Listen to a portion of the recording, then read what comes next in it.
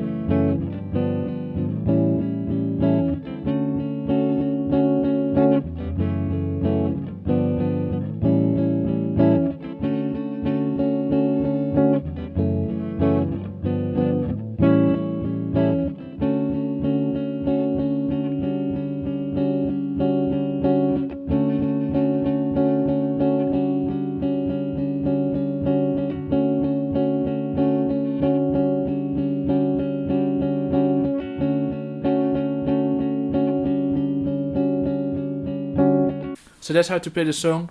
It's not too difficult. I will explain some more difficult things in a bit more detail now, but we'll get through it. First of all, the first chord is D major 7.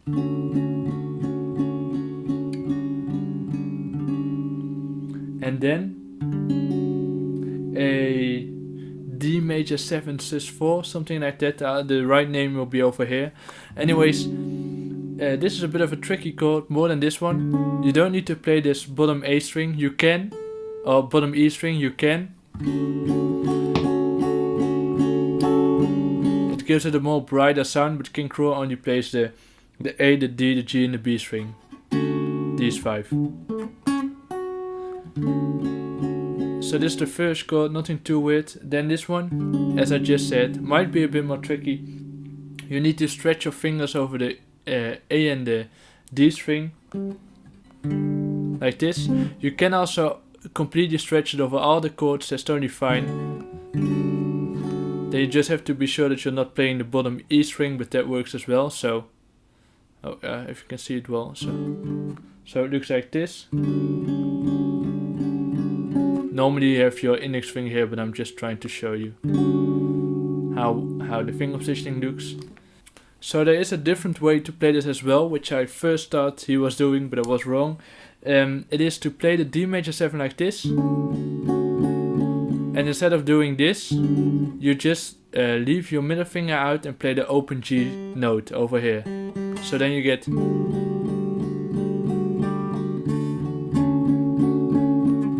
The reason why you can do that is because when you're playing this chord, you're playing a G note over here, you're adding a G note to it, but when you're leaving your middle finger out, you're adding a G note as well. However, you're not playing then a major 7 chord anymore, so it does change a bit the sound, but you are playing this part really. But I do recommend you to try to play just like him. That sound of course closest to how he is playing it. Now we can also directly go into the strumming of your right hand. It's a very interesting and simple strumming pattern, which is very nice for a King Krule song. He tends to go crazy a bit with the strumming patterns, but for now he isn't. Basically you just have to only do downstrokes with your thumb, and very soft ones, like you're almost, how do you say that in English, like you're almost patting your strings. Sounds a bit weird, but caressing your strings, is that the right word? That sounds a bit creepy, but you know, like, that's a weird analogy, but just a gentle touch with your thumb, let's say it like that. Like that. Of course, you can make it a bit more intense by strumming like harder and strumming softer. Anyways, yeah, that's a strumming pattern which is quite original for a King Krule song. As I said, a lot of times very weird, and this is very nice because especially in the acoustic version that I'm talking about, which you can find in this performance Hey World that's on King Krule's channel, it gives the song a very gloomy and constant effect. Like it doesn't have that much dynamics, but that's alright. It's really all about just, it gives a very peaceful tone to your strums. It's like it's almost a constant strum throughout the whole song. That you create that by almost making the strings whisper a bit, if you know what I mean. Like this sounds more like talking, and this sounds more like a soft whisper, to be a bit poetic. Yeah, I hope you understand what that means. That's also something you can integrate in your songs. It's just a very easy and simple technique, and it does create a very, it does have to fit your song. It fits this song very well, I think, but of course it has to fit your song. If you have very energetic drums and an intense bass line, then just a soft whisper might not be the kind of conversation you want to be having. Am I right? Yeah, but I hope you understand my point. So this is the first chord, as I just said, and then it goes.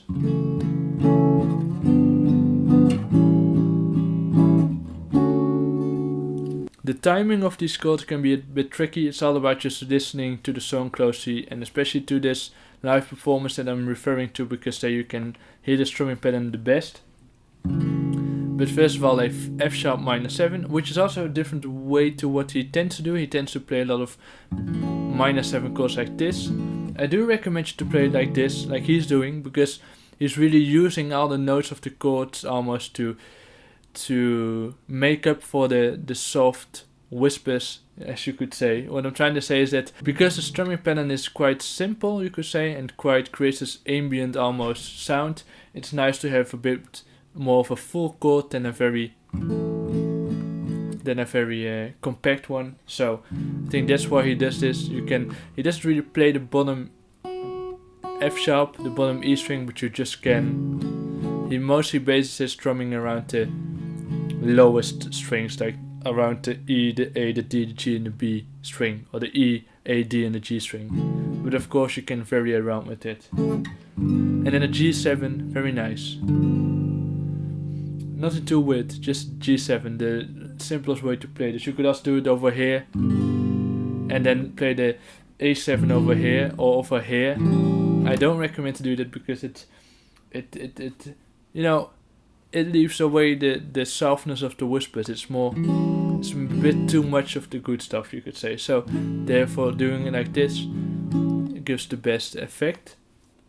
So that's that part already. Just stretching your fingers for these chords is very important.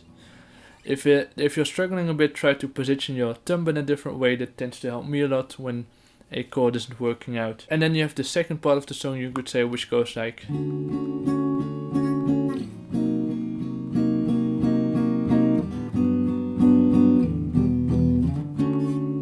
that. So typical King Krule chord, typical jazz chord, but King Krule likes this one as well. And then you go to the G major 7, which is quite an easy transition because you're already very close to the G major 7, you see, from these two chords. You do need to change all your fingers to a different string, except for your ring finger. But they're still close by, so try to keep that in mind when you're switching between these chords. So placing your index finger one fret up, one snare up, and then placing your pinky one snare up and your middle finger one snare down. And then you have the G major 7 going from the C minor 7 with a diminished fifth. And then he does, now this E minor 7, he really tends to only play the bass notes. You can also play more notes, like try to base it around the bass notes, you could say.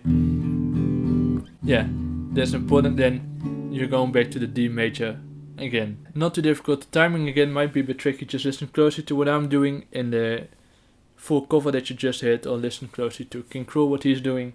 So yeah, that's how he plays the song. Now in the studio version there are some other things going on as well, which I will also talk shortly about. He adds a second guitar to it as well, but I think this guitar is basically playing the same chords, only with a lot of chorus effect. So also playing D major 7 and stuff like that, but then with a lot of effect, which makes it sound a lot different. But there's nothing like a specific riff going on, I think. Then also in the studio version there are also parts where a second guitarist, or the bass guitar I think, basically plays the bass notes of the chords, like